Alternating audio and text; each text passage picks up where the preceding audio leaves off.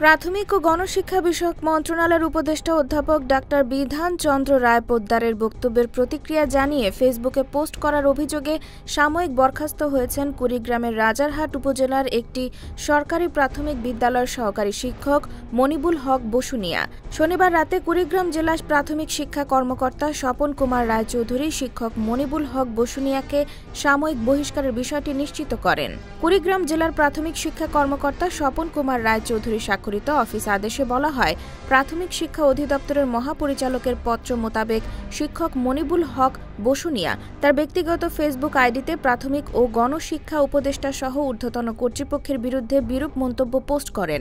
এতে সরকারের ভাবমূর্তি ক্ষুণ্ণ হয়েছে বলেও আদেশে উল্লেখ করা হয়।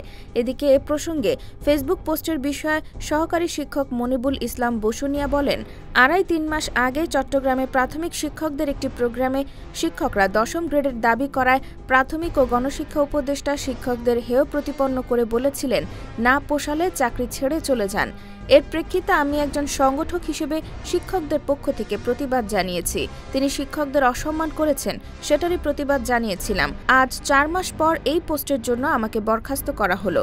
বিষয়টি বোধগম্য নয়।